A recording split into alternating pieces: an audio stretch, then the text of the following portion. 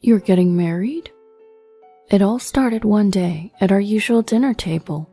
My oldest son, Brad, started off by saying he had something to tell me. My name is Mary. I'm 51 and I work part-time. I still feel young mentally, but there's nothing I can do about physically getting old. But my sons, who have grown up to cover for my declining energy, are my pride and joy. Brad, my eldest of 3 sons, has decided to get married. I knew he had a girlfriend, but it's finally happening. So Brad is getting married, huh? That means you're getting old, honey. Well, I guess no beer for you tonight then? Just kidding. I ignored my husband's stupid joke and looked at my son's face. The other 2 are away in college, so the only one living at home is Brad, who's now working. He's matured a lot in his 3rd year of work. Since deciding to get married, he seems even more manly and dependable than ever before. Tonight, we will toast in celebration. After my husband tearfully apologizes to me, saying, I'm sorry, you're forever young and beautiful. I granted him a single bottle of beer. According to my son, they are at the stage of discussing things like checking out wedding venues and deciding on a ring. The actual date is still up in the air. First, he said he wanted to bring his fiancée over to meet us. Marriage is a significant milestone in life, after all. I want them to have a wonderful ceremony. I know the stars of the show are my son and his wife-to-be, but I'm feeling a bit excited. Maybe I'll even get a new dress. My husband is going on about how beautiful I was in my bridal gown. Maybe I'll treat him to some more snacks. Then the weekend came. My son's future wife arrived. Hello, I'm Alice. I was surprised at the casual greeting, but I guess that's just how young people are these days. Alice was a part-time employee at my son's favorite cafe. She was smitten with my son, and after a determined pursuit, they started dating. As the conversations came to a pause, my husband turned to me and said, Ah, yes. I nodded back at him. We have something important to tell you, Alice. The 3 of us, my husband, myself, and our son, had discussed this and decided to tell her. The truth is, Brad isn't our biological son. Alice's eyes widened in surprise at these words. It must be a shock. He's my nephew.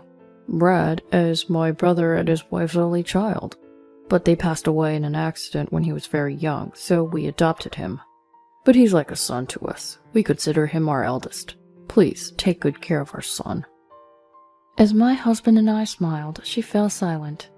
Perhaps she was struggling to respond. Well, let's leave the heavy stuff there. So, when and what kind of ceremony are you thinking? My husband ended the somber topic with a cheerful smile and switched to a brighter topic. I would like to wear a traditional white wedding dress if possible. As she said this, she looked at my son's face. My son smiled brightly and nodded. Oh, that sounds wonderful. It's a once-in-a-lifetime event, so it needs to be perfect for the bride, I said, at which point Alice pulled a strange face. For a moment, I thought she was glaring at me. Was it my imagination?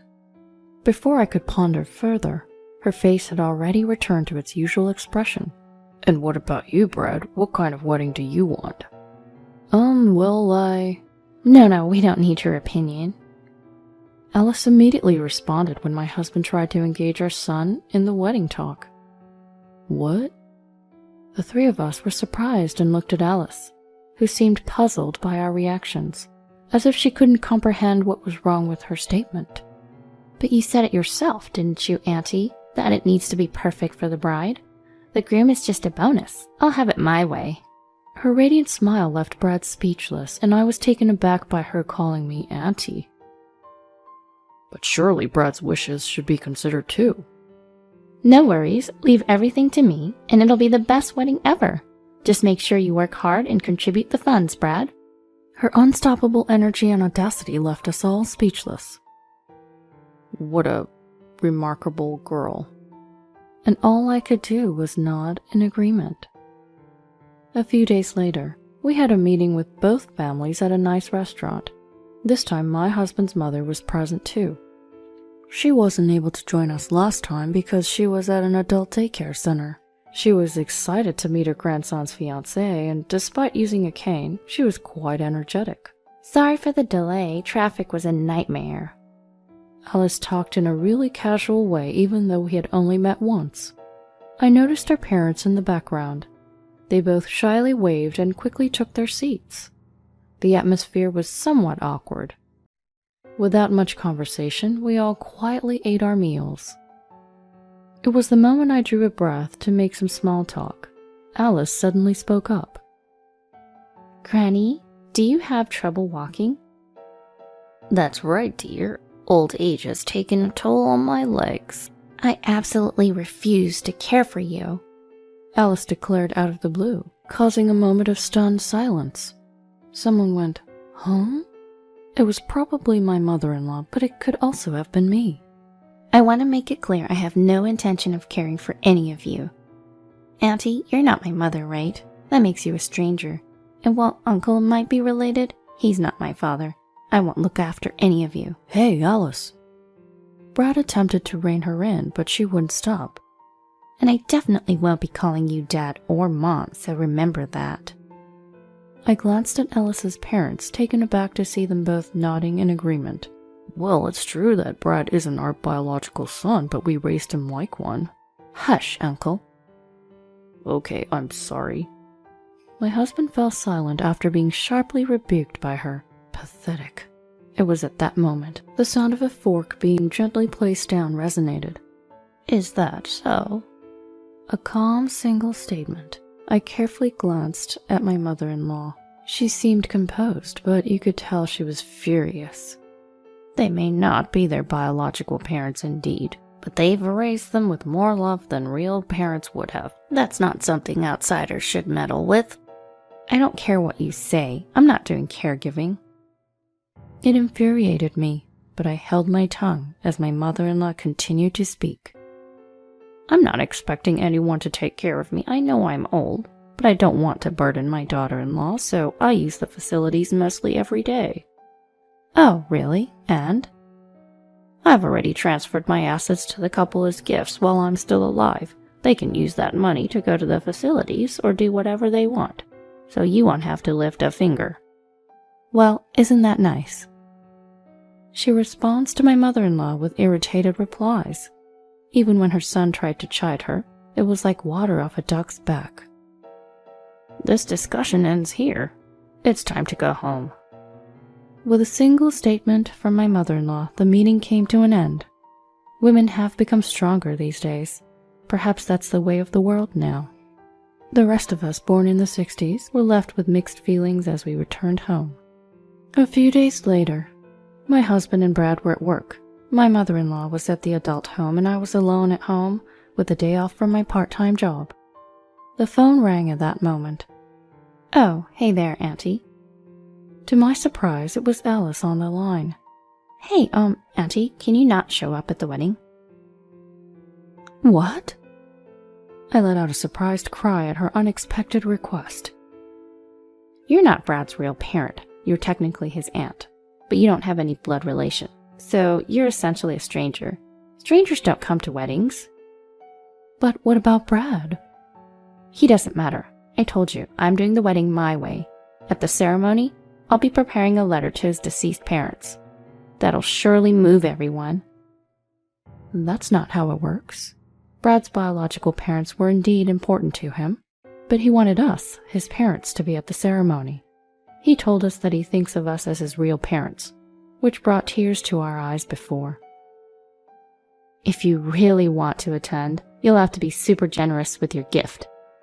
You received an inheritance from your mom, right? So $10,000 is the bare minimum. If that's the case, I might let you sit in the far corner of the relative seats. How could you say such a thing? If you don't like it, fine. Don't come to the wedding. Oh, but you still have to give a gift. Wire transfer or registered mail is fine. Bye. She hung up the phone as if she had said everything she needed to say. It was like a whirlwind of a phone call. That night, Brad was going to be late due to overtime, and my husband was out for drinks. It was just me and my mother-in-law at home. A quiet strategy meeting time. Alice seems to dislike me. That's a problem. My mother-in-law sighed at my words. Let's make her like us then. Simple and clear. If we're disliked, we'll make ourselves liked. And so my mother-in-law and I stayed up late into the night hatching various plans. The sight of us grinning in satisfaction, saying, "Perfect, let's do this," made my husband, who had just come home, dumbfounded, but that's another story. Here to collect some cash. The next day at lunch, when I called Alice and told her we had something to give her, she came right away. Does she think every gift is cash? Shaking my head, I pulled out something. What's this? It's a cupcake I made, said my mother-in-law with a smile. I heard that you don't have grandparents. Try some of this. It's a super traditional one. I don't want it. Don't be shy. Here you go. No, I'm good. After a back and forth between Alice and my mother-in-law shoved the treat into Alice's mouth. My mother-in-law's assertiveness is definitely her strength. Whoa, that's gross. Why is this so salty? Alice shouted, quickly gulping down the iced tea we served. Salty? That's odd. It shouldn't be. Perhaps you confused the sugar with salt. I also took a bite and grimaced. We had left everything to my mother-in-law, apart from the preparations and cleanup. But who could have predicted such a basic blunder? The cupcake plan had failed. But that's all right. Let's move on to the next plan. I have a gift for you. Wedding money? A gift card? Nope. What I handed her was a slightly larger paper bag. Looking at it, it was clear it didn't contain money, causing a frown to crease Alice's forehead. What's this? It's a dress. I hope you like it. It's gross. This isn't my taste at all. I would rather have money. Money! When she's this blunt about wanting money, it makes you not want to give it to her. I seriously thought about the dress that looked good in her. Not having a daughter, I'm not really familiar with the fashion trends for young women these days. I had consulted with the store clerk, but it seemed like it wasn't successful. It's a real blow. And another failed plan. It feels like we didn't get closer, but rather things got even worse. That's enough. I don't want anything else. Just give me the cash. A cash gift is what represents the spirit of celebration. Don't you want to celebrate your son? Of course I do. Then I'll give it to my son. The wife should manage the husband's money. That's only natural. Just hurry up and hand it over, old woman. So this is her true nature, I thought, feeling saddened. Is my son really going to marry her? Who are you calling an old woman? I'm still spry. You're an old woman just by saying spry. Actually, you're a granny. Alice was saying whatever she wanted. As I wondered what to do, I was suddenly surprised by a voice saying, "I'm home." Brad? Wait, what happened at work? Alice started to panic. She was probably worried about being overheard. We went bankrupt. Huh? Did your father do something? Alice's misunderstanding echoed throughout the room, followed only by silence. Bankrupt. The company. It's gone under. Bankrupt? Gone under what? It wasn't just Alice that was surprised. My mother-in-law and I were both taken aback. Alice grabbed my son's slumped shoulders and started shaking him. What does bankrupt mean? Jobless? Penniless? What are we going to do about the wedding? I'm sorry, it'll have to wait. Releasing her grip from my son, who answered listlessly, Alice stood dumbfounded, and then she cried out. Then how am I supposed to pay the damages? Now it was my mother-in-law and I who were taken aback at these words. My son being jobless was one thing, but I couldn't keep up with what was happening anymore. Damages? Ah, never mind. Just give me the gift money quickly. Seems she no longer cared if my son was present. She held out her hand to me. My mother-in-law addressed her. Alice, could you give us an explanation? Shut up. Just give me the money. Alice. Shut up. It's you who needs to shut up, young lady. Explain yourself. Was this my mother-in-law's true colors? Her tone had suddenly changed from calm to harsh, and Alice was taken aback. And so, under the gaze of the snake-like mother-in-law duo, Alice started to speak in a weak voice. Apparently, Alice had been having an affair with her boss at her part-time job. Moreover, the guy was married. His wife found out and is demanding damages. But she had no money. So she thought about marrying my son.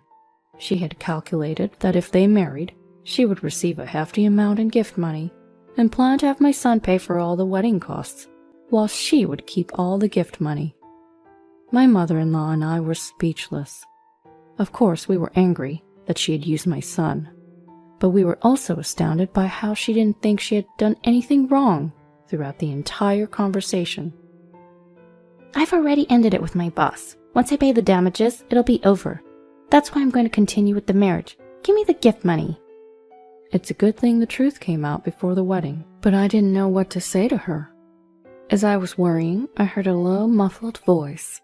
Don't make decisions on your own. Looking up, I saw my son Brad glaring at Alice. His face was full of rage. You had an affair and yet you think you can make all the decisions? Alice probably never thought she would be shouted at. Brad is usually so calm. He's probably never raised his voice at her. Alice gave a small start. So what if it's over? You're not even trying to pay the damages yourself. You were trying to use our marriage to your advantage. You haven't shown any remorse. Do you really love me? Of course I love you. That's why I want to get married.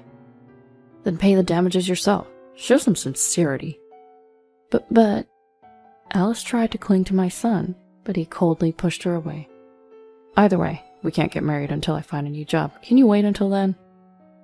She was at a loss for words. If she truly loved him, she would be able to wait. She would say she would support him. But those words didn't come from her. What's enough is enough. Out came her words of frustration. Enough? I never even liked you to begin with. I thought you could bring in some money, but I don't need a jobless, penniless man. At last, Alice showed her true colors. Perhaps that was her true feelings. She shouted and left the house.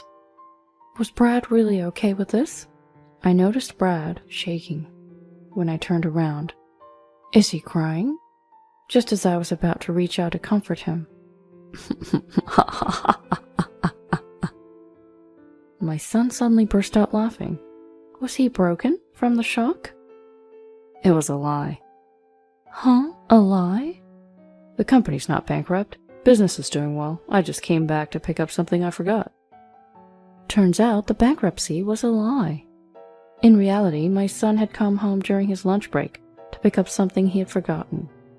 He saw the three of us there together and listened to our conversation. My son, suspicious of Alice, who kept insisting on money, had set a trap for her.